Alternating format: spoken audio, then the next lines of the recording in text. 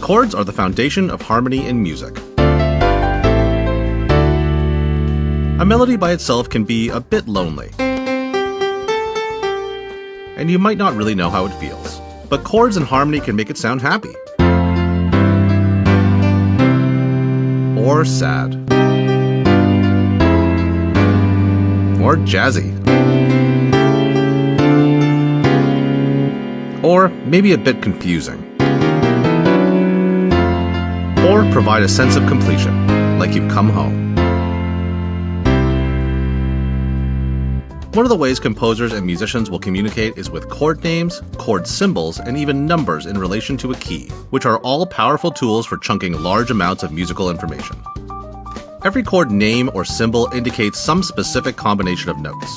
There are a lot of permutations, so it may feel a tad overwhelming at first, but once you get the basics figured out, you'll learn that all chords are just riffs on simple patterns. And even the craziest chords tell you exactly what to do right in the name.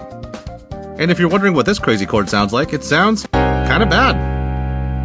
And by the way, trying to learn chords without these prerequisites is a bit like trying to play a board game without knowing any of the rules. And there's pieces missing, and the game's in a foreign language anyway. So check my channel if there's anything you need to brush up on. If you want to jump ahead to something specific, here's the order I'll be covering things in. But if you're new to this, I highly recommend you go on the journey through the whole video and simply pause whenever you need to. Everyone comes to these topics with different amounts of prior knowledge, so it's up to you to decide what is an appropriate pace. But also, don't worry if you don't get it all in one sitting. This is a huge amount of material we're covering today. Absorb what you can, go practice, and then come back and review. It'll make more and more sense every time you come back and watch. There's a few things you need to know when considering the anatomy of a chord and chord symbol. First, most chords appear in this snowman shape of stacked thirds. 3 and 4 note chords are the most common, but larger chords are certainly possible. Chords are named for a note and a quality. The note is just the bottom of the snowman, no matter how many notes there are in the chord, and we call this note the root of the chord. The quality is the rest of the chord name, and it's determined by the intervals from the root to all the other notes of the chord. But before we get to those details, you need to know that we name those other notes just like intervals. We count up from the root to each other note in the chord. Most chords have a root, third, and fifth. Some chords have more notes, and we just continue that pattern. And if the snowman happens to be a bit misshapen, we don't judge, we still just count up from the root. It's important to know that chords can be spaced out and inverted in all kinds of ways and still be the same chord. Like, this is C major. It has the notes C, E, and G. And so do all these chords. You can turn the snowman upside down, rip them apart, and spread them out, and it's all still just C major because they all have the same notes. And we still call the same notes the root, third, and fifth, no matter what order they're in. Each version may sound a bit different.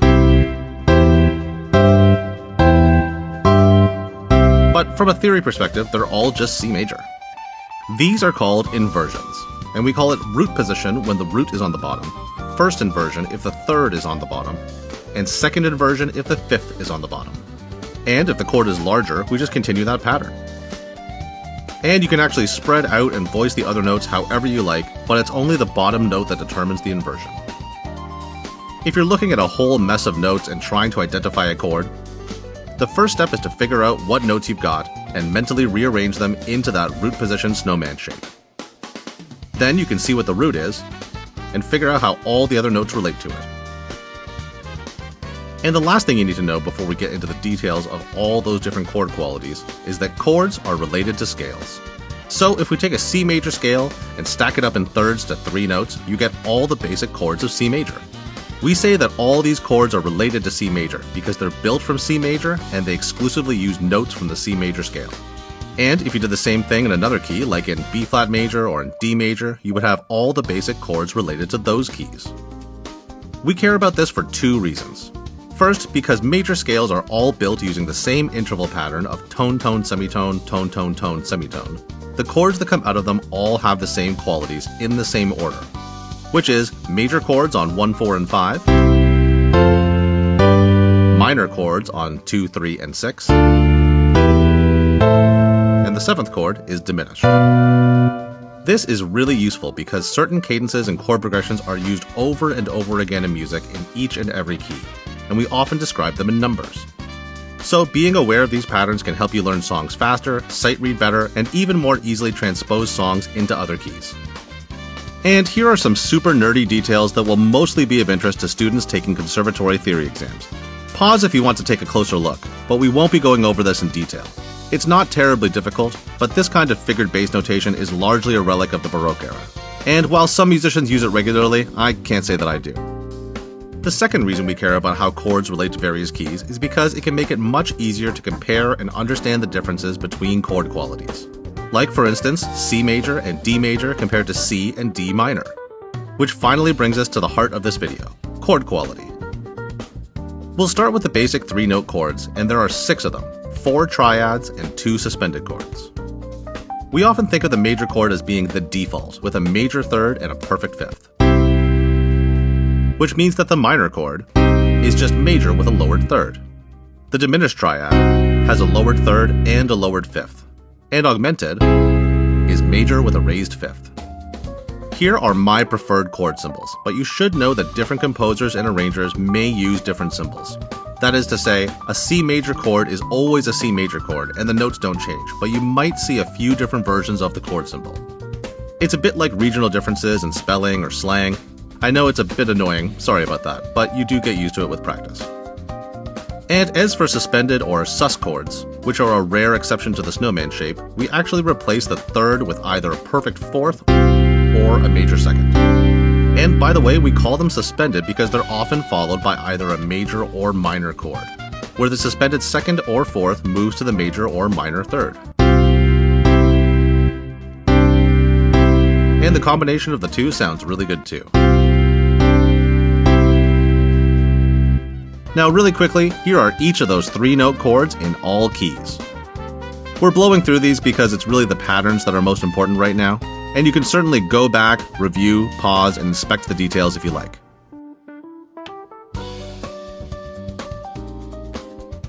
And there's also a product I'd like to mention called the Decoder from Noisy Clan, and it can make navigating all these different keys quite a bit easier.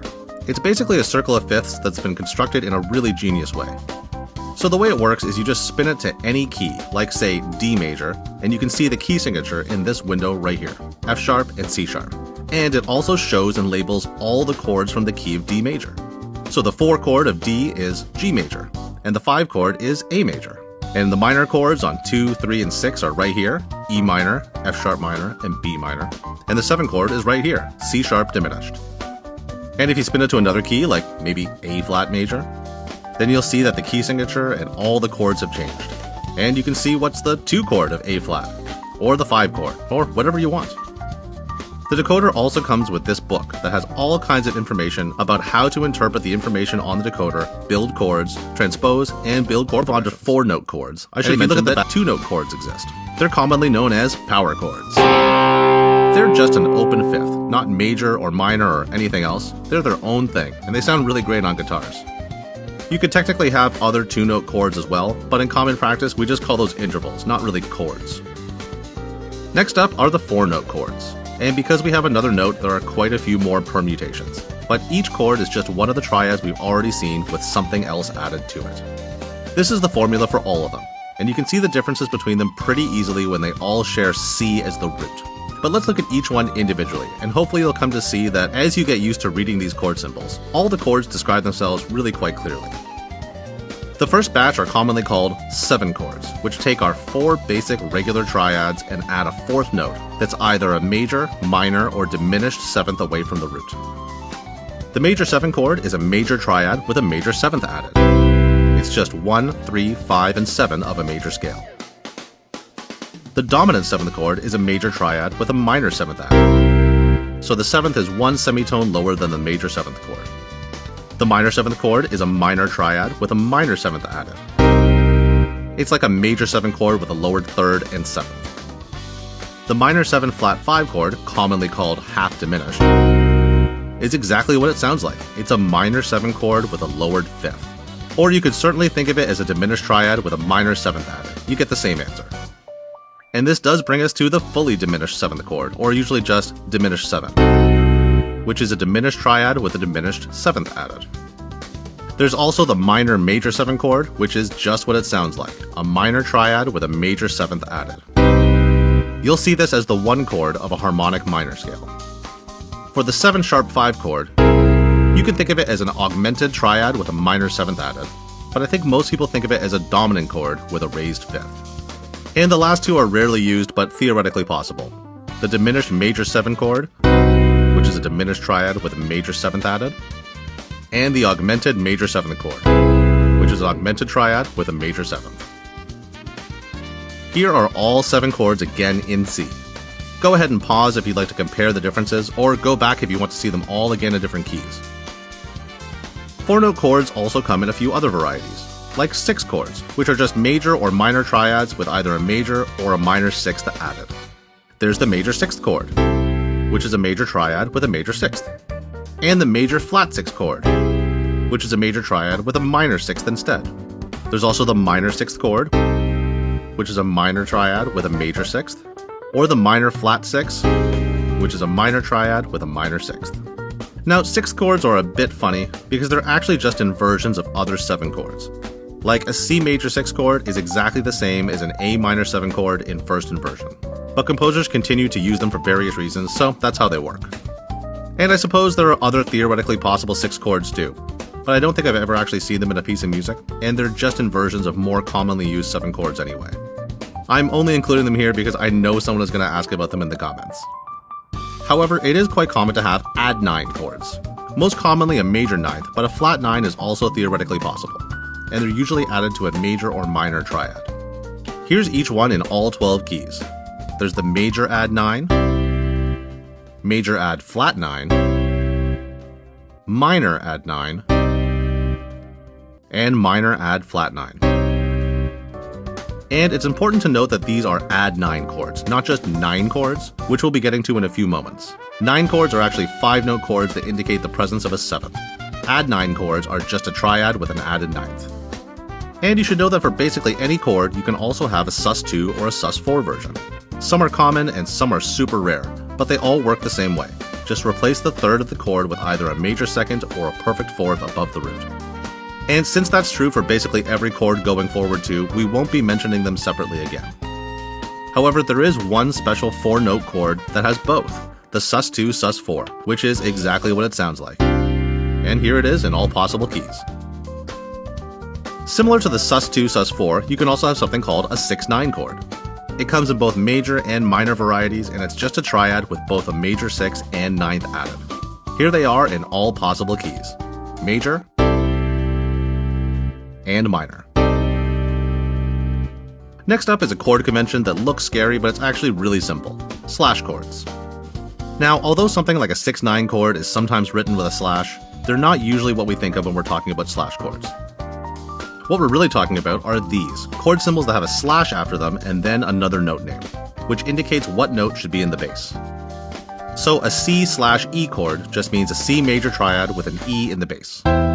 The note after the slash doesn't even have to be in the chord, like with a G minor 7/C. And sometimes these chords are just a way to describe an inversion, like E minor over B. And that's actually how we often describe slash chords, as something over something, some chord over some bass note. Finally, we're looking at 9, 11, and 13 chords. And those upper notes are often known as extensions, because they're extra notes on top of our standard 7 chords that add harmonic color in the form of a major 9th, perfect 11th, or major 13. 9 chords work just like 7 chords, except you're also adding a major 9th to the chord. And 11 chords work just like 9 chords, with a perfect 11 added to the chord.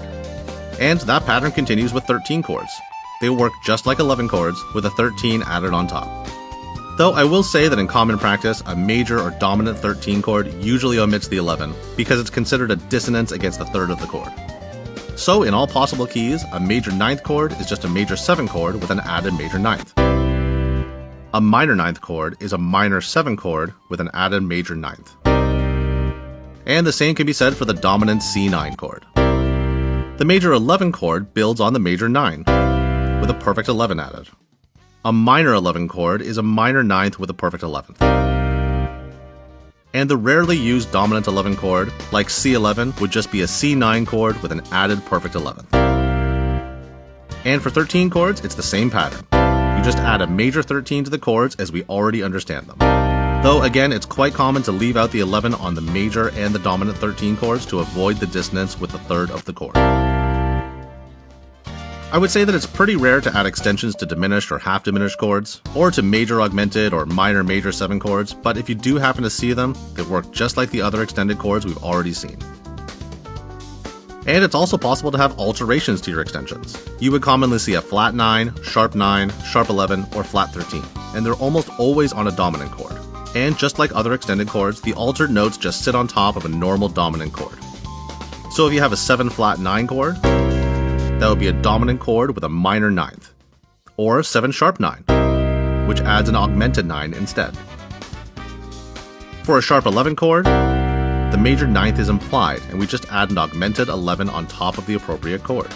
And for the flat 13, it's the same pattern with the major 9th implied. And of course, in common practice, we do usually leave the 11th out.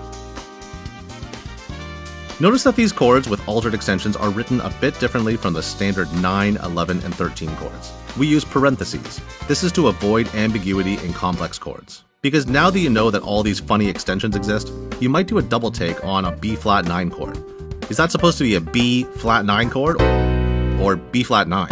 And maybe you could figure out which one makes more sense in context, but if you have a complex chord progression, it really might not be clear, and how you interpret it makes a huge difference. So let's be clear that altered extensions need parentheses, because the root of the chord needs to be clearly different from the quality and any other extensions. And of course, this opens the door to chords with multiple alterations. And really, while a complicated chord symbol in an unfamiliar key might take you a moment to decipher, if you understand the fundamentals, you really should be able to figure it out. You just do what it says in the chord symbol. Now, we have covered a lot of information in this video. And if it's your first day learning about chord theory, it might feel a bit overwhelming. But start by focusing on the patterns present in the 3-note chords, then move on to 4, and then the more complicated ones.